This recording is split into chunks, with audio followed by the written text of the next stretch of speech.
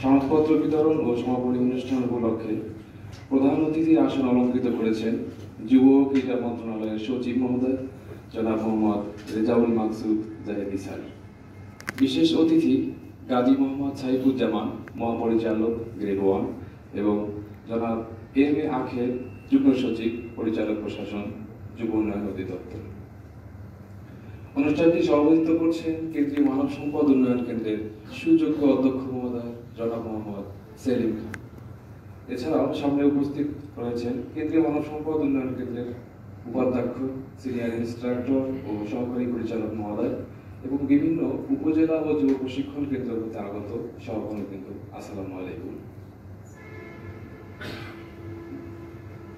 দীর্ঘ 1 মাস বুনিয়াদী প্রশিক্ষণ শেষে আমরা উপলব্ধি করতে পারছি যে চাকরি জীবনের শুরুতে বুনিয়াদী প্রশিক্ষণের গুরুত্ব অপরিসীম। আমরা বিশ্বাস করি এই প্রশিক্ষণলব্ধ জ্ঞানকে কাজে লাগিয়ে অধিদপ্তরের দাপ্তরিক কাজ নির্ভুল এবং ফলপ্রসূ করতে সক্ষম হব। যুব উন্নয়ন অধিদপ্তরের সাংগঠনিক কাঠামো থেকে শুরু করে জাতীয় যুব নীতি, যুব সংগঠন নিবন্ধন ও পরিচালনা আইন, আচরণ বিধিমালা,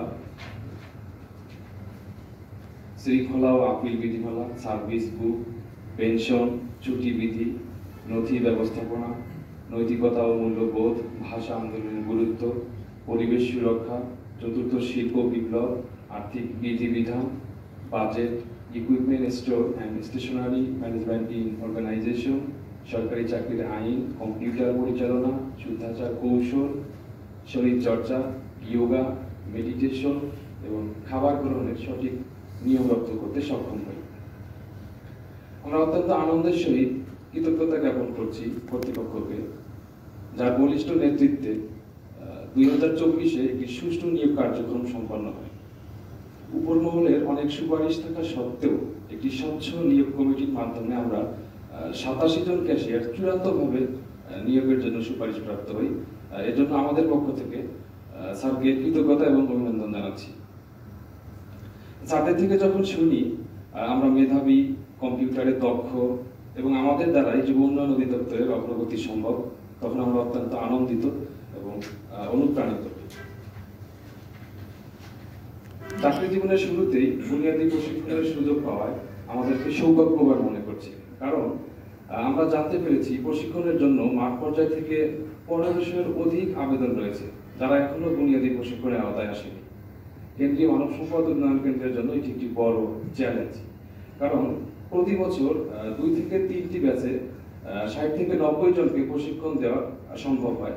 তো সেই হিসেবে সকলকে প্রশিক্ষণের আওতায় আনতে 15 থেকে 20 বছর লেগে যাবে। তো কর্তৃপক্ষের দৃষ্টি আকর্ষণ করছি এই সমস্যা সমাধানে যুগোপযোগী পদক্ষেপ নেওয়া দরকার, কারণ চাকরি স্থায়ীকরণে বুনিয়াদী প্রশিক্ষণ একটি অত্যন্ত গুরুত্বপূর্ণ ধাপ। এটি একজন নবনিযুক্ত কর্মীকে তার দায়িত্ব, প্রতিষ্ঠানের নীতি, কার্যপ্রণালী ও কর্মসংস্কৃতি সম্পর্কে সুস্পষ্ট ধারণা প্রদান করে।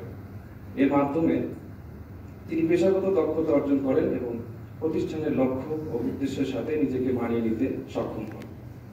বুনিয়াদী প্রশিক্ষণের কোর্সের দক্ষ ও বিচক্ষণ কোর্স পরিচালনা কমিটির সার্বিক দিক নির্দেশনা ও আন্তর্জাতিক ও আন্তরিক সহযোগিতায় এই প্রশিক্ষণ সফলভাবে সম্পন্ন হয়েছে।